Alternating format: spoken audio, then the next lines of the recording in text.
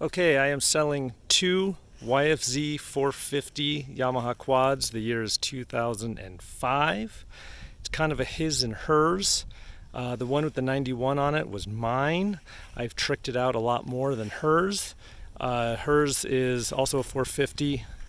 A few less hours on it. We'll talk about this one first. It has JD Performance A-arms.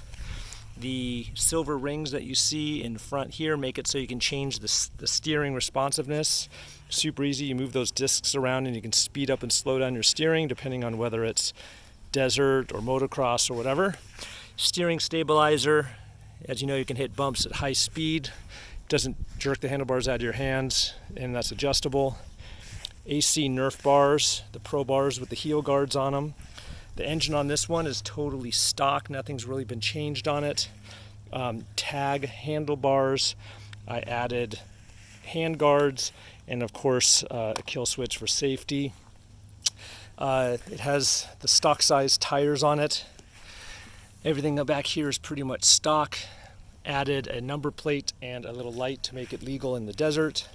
GYTR full exhaust system all the way back. It does have a K&N air filter in it. Full skid plate on the bottom in case you go off-road or hit rocks. And there's some, the front shocks are, it has PEP shock covers on it, but they are zero preload Elka shocks, as you can see. And they're set up for a rider about 110, a female. Okay, now going over to my bike. Starting from the front, obviously the tag bumper, that's one of my favorite parts.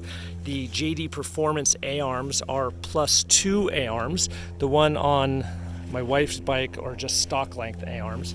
But these are +2 A-arms +1 forward, makes the bike wider and longer.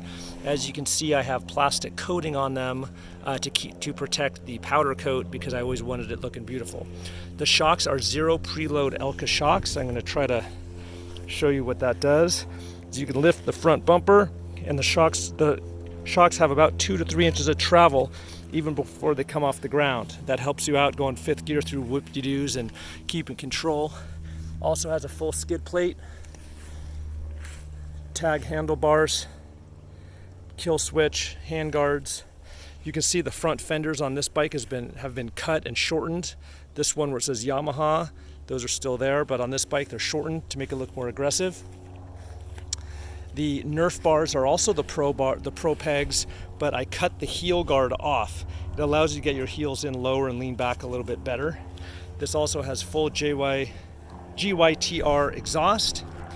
Now the rear end, the swing arm is a JD Performance custom-made 2-inch +2-inch swing arm. Makes it longer, has better travel.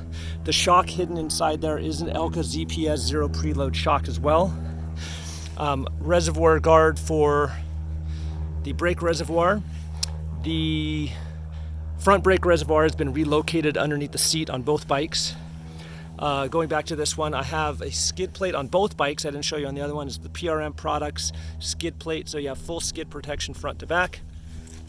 The rear axle on this is a +4 axle, so it's 2 inches wider on each side. It has the Pro bearing inside, and I'm running beadlock wheels on it. It's an 8-inch wheel with true beadlocks. You can disassemble it and take the tire apart. You can run this tire completely flat and it won't come off the rim.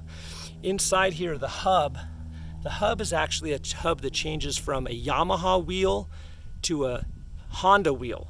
So you can run either Yamaha or Honda wheels on this bike. So if you have a TRX 450 or some other Honda bike, the wheels are interchangeable between those two. Also has a light on the back to make it legal in the desert. It has the extra protection for the radiator overflow. Now, probably one of the best things about this bike is I did the cam modification on it. The motor is 100% stock, but the difference between the quad and the dirt bike, the YZF450 dirt bike, is the motor has way more power on the dirt bike. They tamed it down on the quad. So what you do is you open up the top of the motor, you advance the timing by 1 tooth, and then you have the same timing as the motorcycle, the two-wheeler. Basically, this will now rip your arms off when you go. You put some paddle tires on it and you will hole shot anyone and everybody. So the two motors are stock, but the number 91 bike is way faster than the other one. It's lower, it's wider, it has better travel, and it's just way more aggressive. The white bike also has the Recluse clutch, R-E-K-L-U-S-E clutch. It's a centrifugal based clutch that when the RPMs go under 300, the bike automatically goes into neutral, and all you do is give it gas and keep going. What that means is you can be going fifth gear wide open, slam on the brakes, lock up the back wheel, and the bike will not stall. You don't have to do anything different when you ride it. It's just a little thing to save you so you don't stall your bike when you're riding. These have not been ridden in 5 to 6 years. I have kids and I haven't been able to go. The bikes are in perfect shape. They ran like a champ the last time I rode them. I just put them away and we sold our trailer and they've been sitting. So the batteries are completely dead.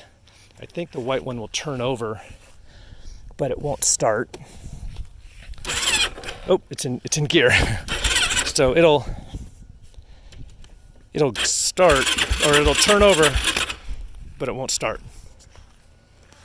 The other one is completely dead as well, so that won't do anything, but because it hasn't been ridden in so long, I'd recommend you check all the fluids. The gas tanks should be dry, so you have to add gas, check all the fluids, check all the oils. You will need new batteries. You can get them anywhere from $20 all the way up to, $150 depending on where you buy it. I originally was asking $3,500 for these. I've knocked the price down to $2,500 for one or $4,500 for both. They come with 6 extra sets of tires. I have paddle tires. I have angled paddle tires for this bike. I have straight paddle tires for this bike. They come with extra front rims, front tires. They have, again, 6 sets of tires. I'll throw in some gas cans. I'm basically out of the riding scene, so I need to get rid of everything. It's all included. Shoot me a message if you're interested in these bikes. I would like to get them gone so I can have my garage back. I hate to see them go. I absolutely love them. Just we don't ride anymore.